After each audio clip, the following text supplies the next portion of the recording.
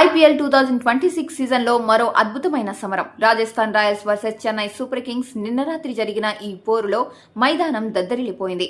పసుపు రంగు జెండాల మధ్య గులాబీ రంగు జెండా రెపరెపలాడింది. రాజస్థాన్ రాయల్స్ ఘన విజయం సాధించింది. ఈ మ్యాచ్ కి అసలైన హీరో ఎవరు అంటే అందరూ ఒకే పేరు చెబుతున్నారు. అతనే యంగ్ సెన్సేషన్ వైభవ్ సూర్యవంశీ.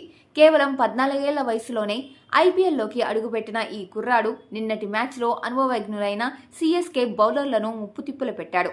గాల్లోకి లేచిన బంతి సిక్సర్ లైన్ దాటాల్సిందే అన్నట్టుగా బ్యాట్ జూలించాడు.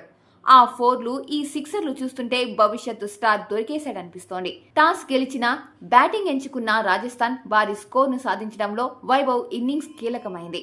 మిడిల్ ఓవర్లో సీఎస్కే స్పిన్నర్లను అతను టార్గెట్ చేసిన తీరు అద్భుతం. అటువైపు నుంచి ప్యాట్ కమిన్స్ వంటి బౌలర్లు కట్టడి చేయాలని చూసిన వైభవ్ చమత్కారమైన షాట్లతో స్కోర్ బోర్డును పరుగులు పెట్టించాడు. రాజస్థాన్ నిర్దేశించిన లక్ష్యం ముందు చెన్నై బ్యాటర్లు తలవంచక తప్పలేదు.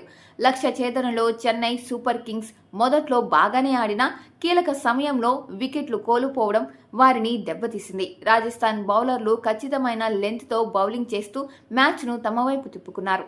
స్టేడియం అంతా ధోని నామస్మరణతో మారుమోగిపోయినా ఈసారి లక్ మాత్రం రాయల్స్ వైపే నిలిచింది. చివరి ఓవర్లో ఉత్కంఠ నెలకొన్న రాజస్థాన్ ఫీల్డర్ల అప్రమత్తత వారిని గెలుపు తీరాలకు చేర్చింది. మొత్తానికి ఐపీఎల్ 2026లో రాజస్థాన్ రాయల్స్ తమ సత్తా చాటింది. మరి వైభవ్ సూర్యవంశీ ఇదే జోరును వచ్చే మ్యాచ్లోనూ కొనసాగిస్తాడా?